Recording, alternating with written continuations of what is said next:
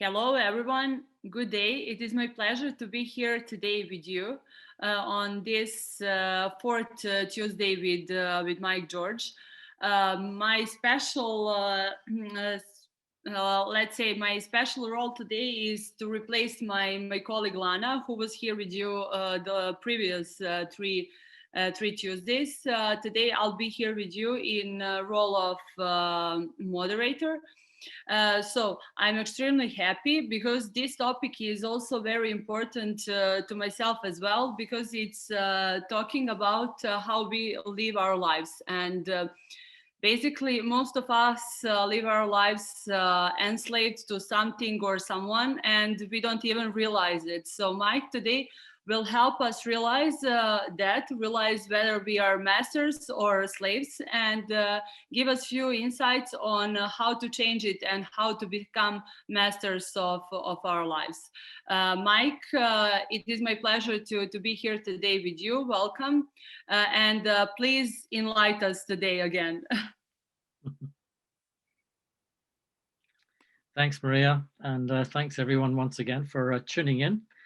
And it's an honor to be your guide and your navigator for session number 4, I think. And we're rapidly moving through our series of 6. And I think very quick summary of the first 3. First one was about relationships, the dealing with difficult relationships or difficult people. And as you remember, that's really a question of choice, a question of perception. You only perceive someone as difficult if you so choose, and we forget to make the choice. We just accuse them of being not the way we want them to be. And then the last week was about exploring our sense of purpose, and why purpose provides you with focus, motivation, direction, commitment.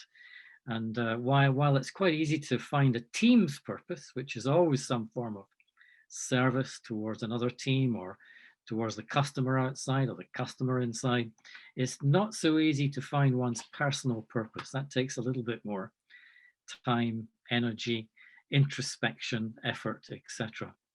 So today we're looking at the whole subject of mastery and slavery, and really these are just 2 terms for I guess how much responsibility we're taking ourselves for ourselves. I think one of the simplest definitions of leadership, and the oldest perhaps, is that there's only one way to lead, and that of course is by example. And the real leader in life knows that there's always someone watching. Yeah, there's always someone watching, and if no one else is watching, then I am. We're watching ourselves. So it's an example we're constantly setting for other people. And so, are they watching someone who is in a state of slavery to something or someone, or are they watching a master at work? That's really the question. Because the difference between manager and leader, which I'm sure you're familiar with, managers manage things, tasks, whereas leaders lead people.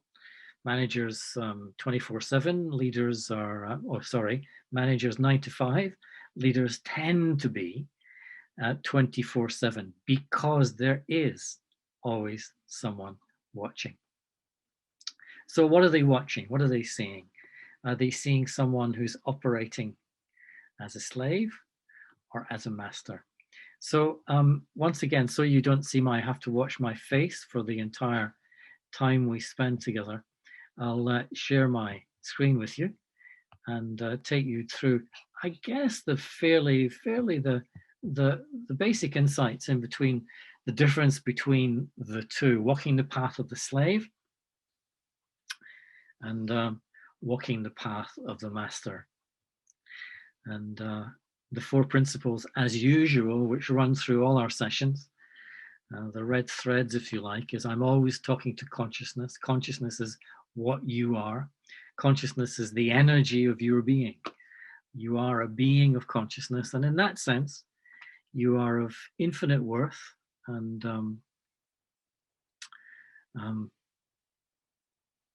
infinite size, infinite expanse, and infinite worth. But what we learn to do is we learn to base our worth and our extent, the extent of our being, on limited things, on finite things. So we try and make the infinite finite, and we forget that consciousness, the infinite being of consciousness, is what we are, of infinite worth. We forget that, and we use finite things, people, places, positions, countries, nationalities, to make ourselves finite. So we forget, this is why we forget, that we primarily are responsible for our thoughts, our feelings. We kind of did this last week, really, because we are thinkers, we are creators. Only we create our own thoughts, our own feelings, our own attitudes.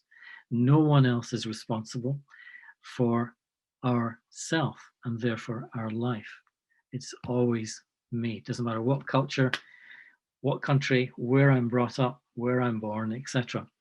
And I'm always going to encourage your curiosity, and I'm sure, I hope I have already done that in the first 3 sessions, is that you're curious about some of the ideas that I'm sharing with you, and that you're continuing to be curious after each session and follow up on satisfying your curiosity on each of these topics. And then finally, our old friend emotion, which seems to creep in with every relationship, every situation. And the metaphor that I like to use is emotion is like flaring. There's a flare up. Whenever I become emotional, which means sad, angry, scared, excited, frustrated, anxious, it's just a flaring of the energy of my consciousness. But of course, we don't take responsibility for it. We tend to project outwards and blame someone else for my flaring of the energy of my consciousness. But just like the flare of the sun, it merges back in after a while. It settles down, as they say, or I become re-centered. A little bit of energy goes out into the universe and most of the energy comes back. So a little bit of my conscious energy leaves me and touches subtly what I'm blaming for my flare up, and the rest of the energy merges back into my being, my consciousness, as I settle down. So we all become emotional. It's not good, not bad, not right, not wrong. I'm not saying you should or you shouldn't. It does happen. However, I am responsible for that happening. So today we're looking at the emotions that arise from, well, the question is, part number 1 is, are you living from outside in or inside out? And this kind of leads us into this idea of slave. Am I a slave or am I a master? So the signs of someone who lives from outside in, and you can measure yourself against these parameters as I kind of roll through them. It's number 1, they're carrying this belief that the primary reality is outside of themselves. It's out there somewhere. It's in the material world. It's in the world of my relationships with others. And so it's like we've forgotten that the primary reality is within our consciousness. Yeah, and this is one of the characteristics of someone who lives from outside in. They're always looking out. They're always conscious of, always aware of what's happening outside of themselves. The second is they become attached to people and possessions out there.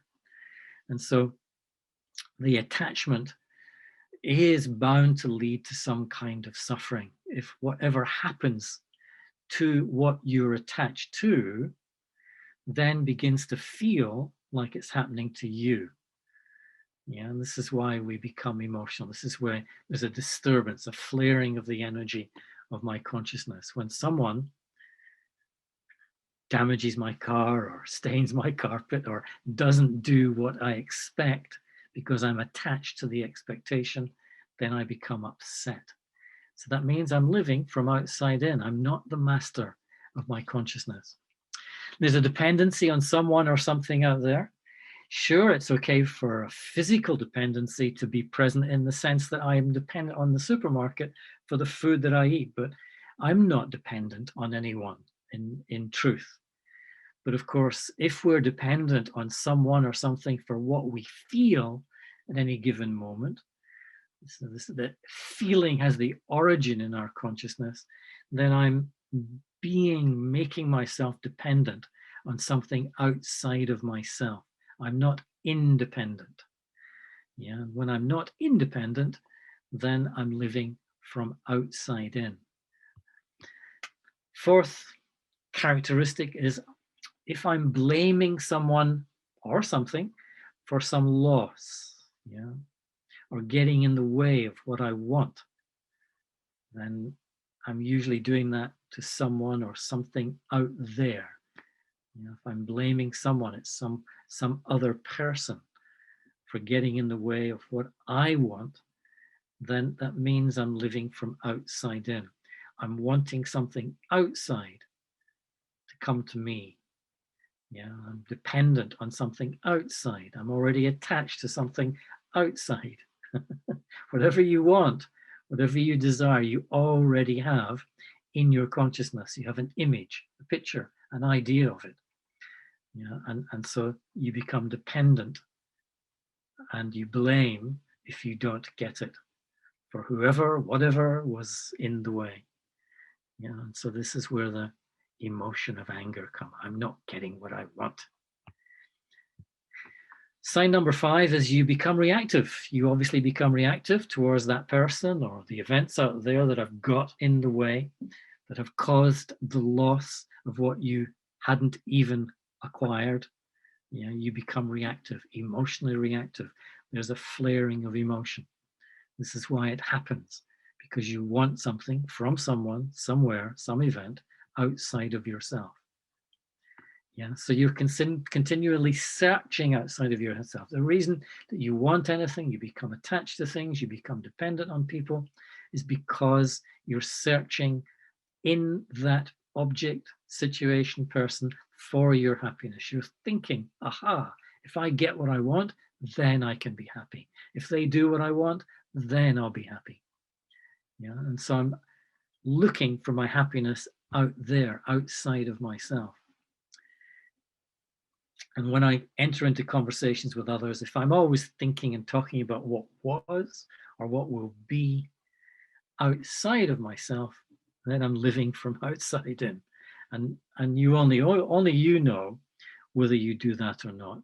And it's just a question of reflecting back on your conversations of the day. And you'll probably find a classic 80-20. 80% of our conversation was about what happened yesterday. About 19% is what's going to happen tomorrow, and about 1% is usually about what is going on right now. And so these are the signs of someone who lives from outside in. Signs of the person who lives from inside out, who's changed that around, basically. They stop going out looking for a good time because they realize their happiness doesn't come from outside in. It already exists as a state of being, and it arises from inside out. You know, when you have a lot of desire for things and you believe those things, when they come to you, then you will be happy. You are happy, but it's not the thing, not the object, not the person who's making you happy. It's the end of the agitation of your consciousness that accompanied the desire, that was the desire. Desire is like an agitation. So when you get what you want, the agitation ends and your contentment is naturally there and you naturally feel it. It was always there, but you just naturally didn't feel it, or unnaturally didn't feel it, because of the agitation of desire. When you live from inside out, you stop looking and watching and comparing yourself to others. You know, it doesn't matter what they look like, what they've got, what they've achieved. It doesn't really matter to you anymore. When you live from inside out, you stop looking at a reflection of your form in the mirror, believing that's you. Yes, it is what you occupy. It's what you drive. It's your BMW. It's your Mercedes. You've got to look after it, but it's not me. It's not so easy after a lifetime of habitually believing what I see in the mirror is me. Yeah, I'm the driver, and the form that I see in the mirror is the car. Yeah, I've got to look after it, make sure it's serviced and energized, but it's not my self, my authentic self. That is the conscious being that I am. So really, I'm separating consciousness from form. You stop being dependent on the reactions or feedback of others for how you feel within yourself. In other words, you don't need to seek the approval, the attention, the acceptance of others to feel okay within yourself. Yeah, that's already there. You don't need to get it from others. And by demonstrating that you're living from inside out in these ways, that's how other people learn from you, by watching you living from inside out. You stop striving for success in the world because you wanted the approval and the applause of others. In other words, you don't need that to feel okay in yourself anymore. You already are able to feel that within yourself. You don't need to be approved of. You don't need to be applauded by another person. You're okay. So you don't need to be seen to be successful, to be an achiever in the eyes of others. In other words, you work to be successful at what you do, to achieve the task that you have set out to do. And the achievement is enough for you to feel okay in yourself. You're not striving, and therefore you can't be denied the sense of achievement and success by others. You stop searching for the exclusive love and acceptance of one other person because you wanted that before, because you were using that exclusivity to feel secure and okay about yourself. But now you don't need that. Now that you know that real love is not exclusive, it's inclusive. It's an energy that you're able to give in various forms, in caring and helping and guiding and nurturing. It's an energy you can give in various forms to many others around you. And so suddenly love doesn't become exclusive, it becomes inclusive. Whereas before you looked for this exclusive love, which really was attention and affection from one other because you were searching for security. Now you're totally secure. Now you're here to give of yourself. So you're living from inside out. You're not living wanting something from outside in. You stop seeing and using the world as a place to acquire wealth. Yeah. It's not that you don't acquire wealth or you don't earn a living, but you've realized that the greatest wealth you have is already within you. It's the qualities of your character, basically. That's the greatest wealth. You already possess it. But you won't know it until you use it. Otherwise, you're just worried about getting more wealth from outside in. So part number 2 really kind of hones in on this question: are you a slave or are you a master? The visible behaviors of slaves, and once again, you can see if you fit into any of these, or if you express any of these habits, if you like. And the first symptom of slavery is this idea of being a victim, what I call victimitis, the most common disease in the world today. It's not stress, it's called victimitis. It's when you believe that you are being made to feel what you feel, that the life, the universe, people are happening negatively to you. And so that leads to blameitis. Is the disease of blameitis, which means you are emotionally reacting. And so you're demonstrating reactivitis, as they say. And so you will then try and control everything and everyone around you so it doesn't happen again. And so you suffer from controlitis. And then you become dependent. You are expressing the example of dependitis. And so these are all kind of diseases, emotional diseases. And they're moments when you project, when you're saying something else, someone else is responsible, for my dis-ease. They're not diseases, they're forms of dis-ease. Because whenever you fall into one of these habits, then you are in a state of dis-ease. And the expression of that dis-ease is you project it onto someone or something else, forgetting that you are responsible for the emotion that you're projecting that's coming out in various forms. Whereas the signs and symptoms of the master, visible behaviors that you'll see, is that they will always be able to care. The emotion won't interfere with the ability of their caring for others. How can I help you do what you need to be done? Doesn't matter what you say, doesn't matter what you do, doesn't bother me. I'm not reacting, not blaming you, doesn't affect me. And that allows me to be consistently caring. I'm able to absorb everything you do, everything you say. In other words, I can take it like a sponge. It doesn't bother me, it doesn't reshape me. I can absorb it. Whatever is going around, whatever's going on around me, going on around within you, what you're saying, what you're doing, doesn't bother me. I'm always available. This is the leader whose door is always open, always available for others, for advice, for time, for energy, for help, for assistance, guidance, etc. You accept others as they are, not how you would like them to be. This is the way they are. Yes, of course, it's the first step of not controlling, but being able to influence other people. You can't influence them unless you accept them as they are, even though they seem to be doing things inaccurately, saying things violently, being upset in themselves.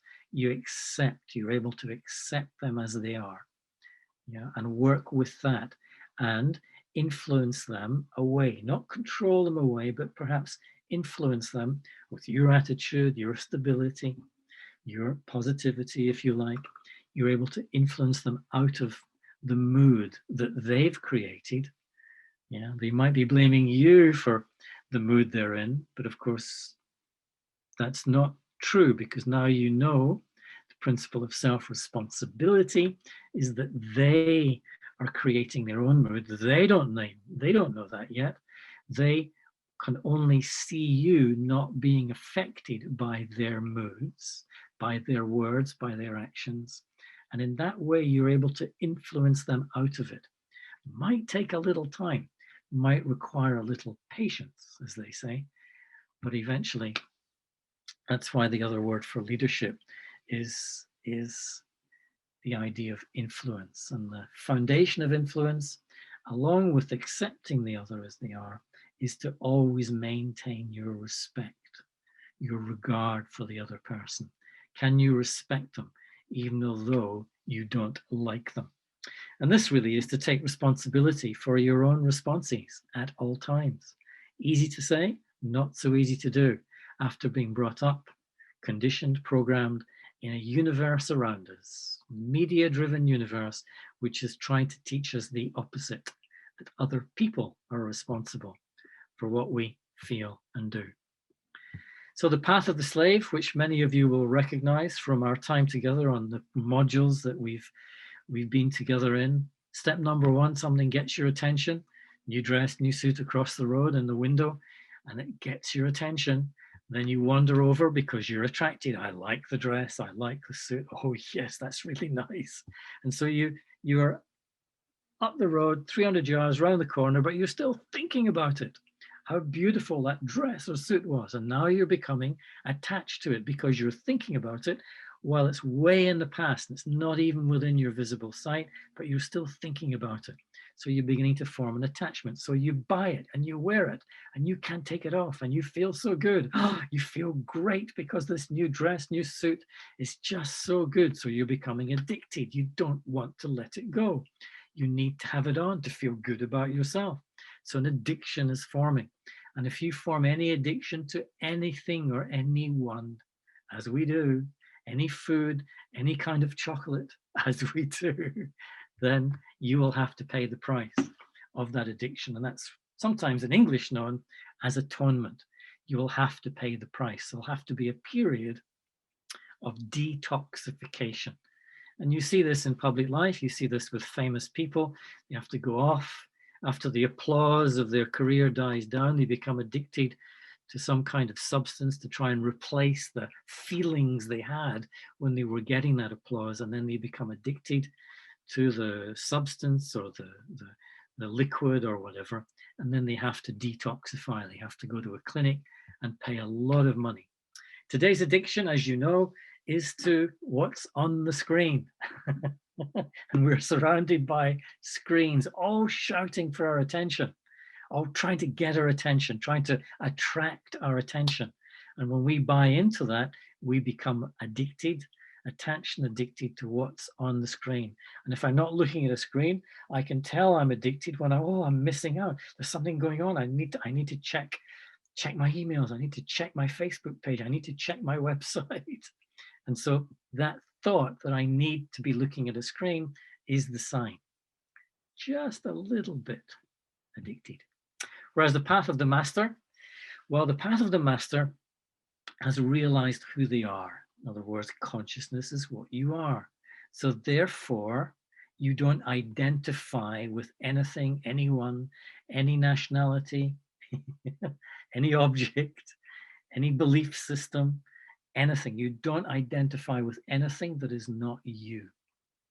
Yeah, in other words, you've really worked out what is not me. Yeah.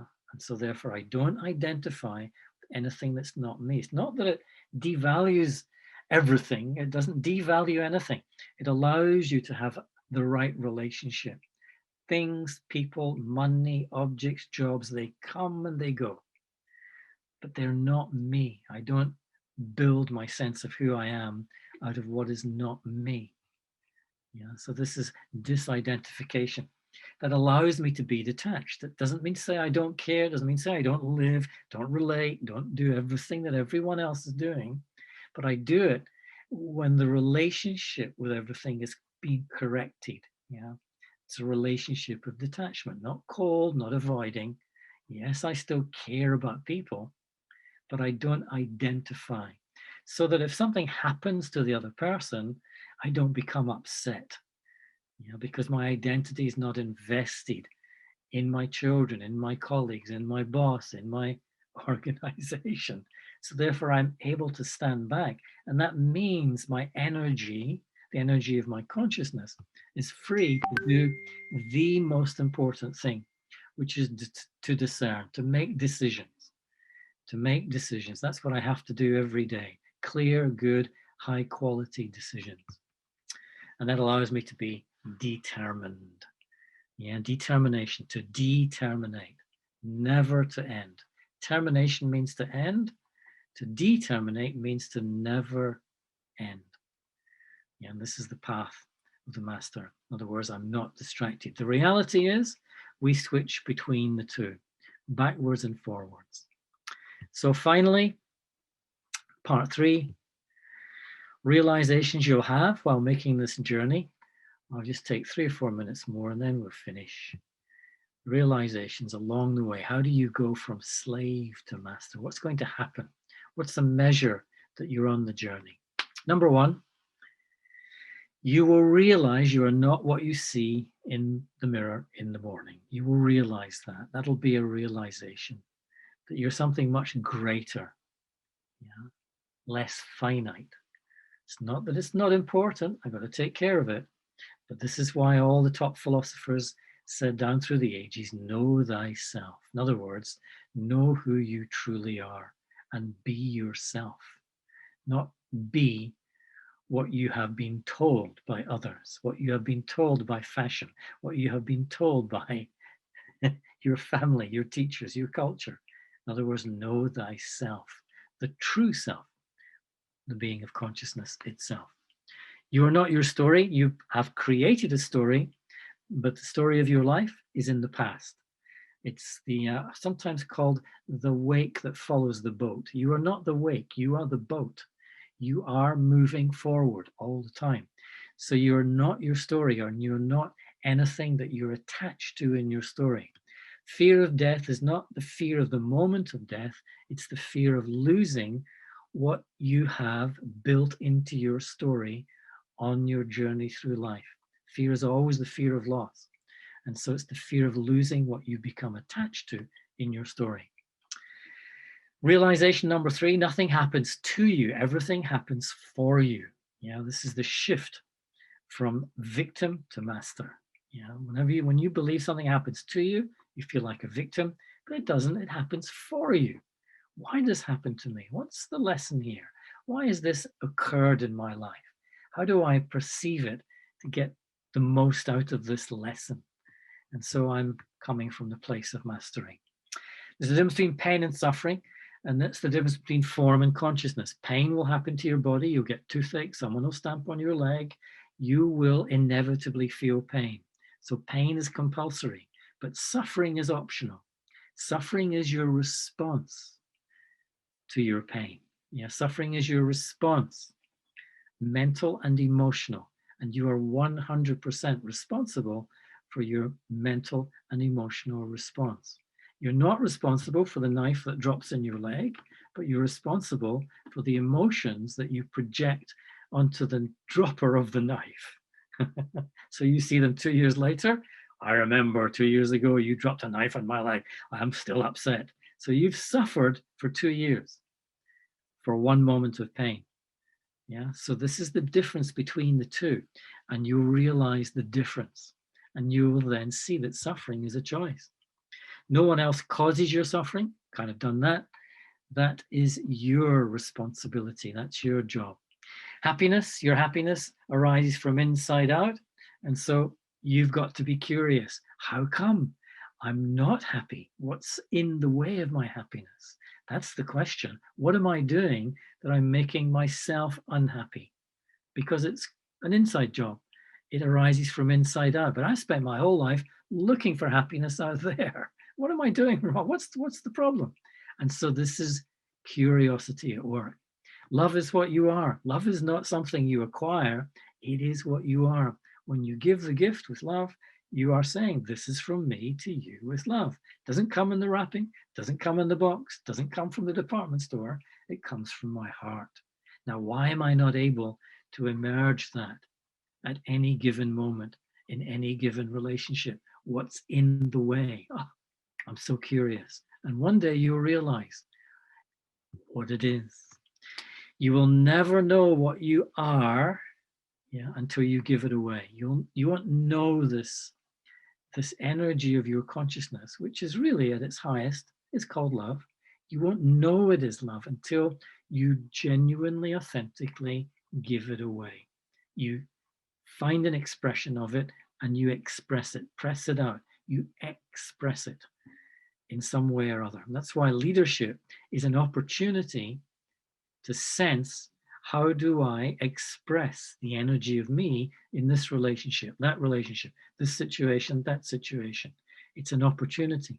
The profile of love in action, as some of you will remember from the module, is the same profile as the leader, the effective individual who leads others. Realization number 9, you are not your personality. So you're not your form, you're not your persona. The Greeks had an ancient word for personality. It's just a mask. Persona means mask. So you wear the mask, but you are the being behind the mask. You're the creator of the mask. Your personality is just your matrix of habits, the way you react to things. And so you are not your habit. That's your creation. You're not the thoughts, perception, beliefs in your habit. That inhabit your habit. You created those and you've laid them down in your consciousness. And so the matrix of your habits makes up your personality. It's not you, it's your creation. You are the creator. So it's necessary to kind of realize that on the journey. And realization number 10 is that when you have these realizations, you'll go, oh, I knew that. Yeah, of course. Yeah. Now, why did I forget that? Why have I forgotten? I recognize, yeah, I get this. Aha, I understand. But then I always understood. I always knew. So everything I've said is not new. You already know. And I'm sure your head has gone like this occasionally. It's nodded up and down. Oh, yeah, I get that. but then why do you forget? So that's the journey from slave to master, from slavery to mastery. And once again, the notes will be available. And if you have any questions, then put them in the chat box, and I'm very happy to answer them now, or else I will, as usual, answer them on paper, and Lana will send those to you. In the meantime, Maria's just going to field any questions that have come in. Okay, thank you, Mike, Yeah. for this lecture. Well, I have one question before we start, if you allow me. Before we start with the audience, my question is how to lead people who are acting as slaves and who feel that they're slaves. How to be a leader to them. Well, again, the key word here is to support them, not to judge them, but to support them in whatever they're doing. And then by example, you're showing them how you are not affected in the same way they are. I mean, if they're in the state of slavery, it means they're affected by something from outside, some other person, some situation, something's going wrong, and they're projecting, they're blaming, same thing. They're blaming the other person or the situation. And then if you don't do that, they're kind of get the message. Oh, okay, yeah, it's not them that's upsetting me, it's me. And so you might even say, to them, to that person, if you feel it's right, you have to feel the pulse. You might even say, are you sure this is making you upset? Are you sure it's just not the way it's going, that you've decided to make yourself upset? You can find a way to ask the question and help them see that they're responsible for their response to that situation or to that person.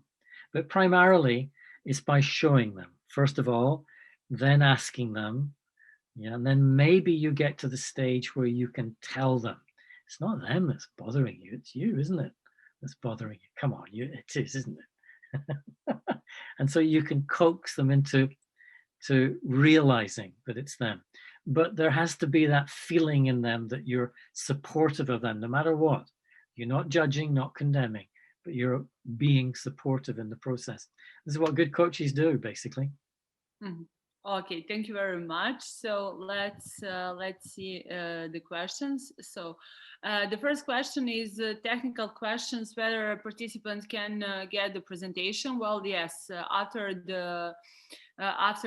this webinar, you will get a presentation, and at the end of this series, you will get these videos from the webinars will be uploaded online, and you will get the link. So that's about that. And we have a question. So if we are always available for others, how can then we find time for ourselves? Yeah, well, it's not that you're giving all of your time and energy to others, but it's really up to an individual. Leadership, like relationships, it's messy. It's not clean and neat. There's no manual that really ultimately to be a good leader. It's about you finding your own best way to be a leader, and that's going to last your whole career as you develop through experience, through interaction, your leadership style. But one of the questions you encounter, well, what comes first? The task of the relationship. If you're leading people, the relationship comes first. The task comes secondary. Your job is to have the task done through people. Yeah. So if you feel you don't have enough time to do that, to give to people, then you have to ask, well, what are my values? If I say to Maria, have dinner with me on Wednesday, and Maria says, oh no, I'm so busy, I'm doing wash my hair on Wednesday night, I can't have dinner. She's saying really, she values having dinner, washing her hair more than she values having dinner with me. Yeah. And so if you say you don't have time, what you're really saying is, I value this before that. Yeah. And so in the context of the question, yes, you have to value giving yourself time. You have to value yourself in that sense. You have to recharge your own batteries. So you have to find time for that. But you have to balance that with giving time and energy to others. And some leaders, they're not very good at balancing, others are very good at balancing. And some periods in your life, it will be difficult to get that balance and maintain that balance because people will be so demanding and it will feel as if they're draining you, but they're not really. Whenever you feel drained by another person, it means you're not giving your energy freely. There's some resentment in your consciousness, and that's what's draining your energy. And so when you give yourself freely, it's very energizing. And so you're actually recharging your own batteries by giving your energy freely, willingly, supportively to others. It's like a paradox, really. But you'll discover this along the way, I'm sure. I'm certain. Okay, thank you. So we have now two connected questions. Maybe I better start with the first one. So, am I right to think that there are some people that can never become a master, no matter what they do? It's just something, some character that they were born with. And the same person asked how to raise a child to grow to become a master. The first question is that it comes down to the question of nature or nurture. Are people born, you know, naughty and or with, are people born good and they learn to be naughty, if you like? Are people born slaves or are people born mad? No, it's up to you. It's up to you to answer that question. Is it natural or is it nurtured? And for me, everyone is born free, whole, complete, brilliant, unlimited, infinite, precious. Everyone is born good and they learn to be naughty. They learn to build their sense of worthiness out of limited, finite objects and situations and people and jobs and nationalities, etc. We learn all that. That's what we're taught by those big people called parents and teachers, because that's what they learned. And so we're kind of challenging that paradigm in a sense. And so I sense from my own journey that everyone at the core of their being, yeah, is good, is the master in the context of this particular presentation, is the master of their own life, their own journey. Yeah, and so everyone has the possibility to restore that mastery. It's not that you lose your wholeness, your infiniteness, your brilliance. Not that you lose that, you lose awareness of it. You lose your connection with it because of those things, those beliefs that we've learned from others. You know, we've lost our connection with that. So that can be restored. And in many ways, that's the leader's job. In the context of organizations, it's talked about as the potential of the individual. How do you bring out the best? How do you allow that person to realize their full potential? So the full potential is their completeness, is their infiniteness, is their brilliance, and it's already there within themselves. It's already there within you. And so it's the same with the child, is the child will grow up usually in the parent's image, which really means according to what the parent teaches the child. And if you teach the child a set of beliefs that are limiting in any way, then the child will grow up feeling as if they're a limited person. And so they'll have some inner work to do later on. And so the secret of bringing up a child well is to bring yourself out of the limitations of those beliefs of basing your worth on what you're not, basing your identity on what you're not. It's about learning for yourself. And then as you learn, as you awaken, as you restore your completeness, then you're able to pass that on. You'll begin to interact with the child in such a way that they will realize for themselves their own brilliance, infiniteness. Yeah. And so first you have to wake yourself up, as they say. This is the age of awakening, as they also say. Yeah. Thank you. We have two more questions, if we can do that. Two more questions, and then yeah, I think that's our Yeah, time is up. that would be it. So if we are living from inside out, then it looks we will be able to feel okay even in a toxic environment. how am I going to understand when to leave unhealthy relationship? How am I going to understand when Understand when to or leave leave, unhealthy. Yeah, leave. leave unhealthy relationships? Yeah, I mean, if the environment is so toxic, then it's not wrong to leave the room, basically. But ultimately, you have the power to tolerate that. We did this in one of the sessions. You have the power to tolerate the negativity, the toxicity, the down energy, the downness of others, and you have the power within you to stay unaffected, uninfluenced by that energy. You have that power, but you need to consciously cultivate that.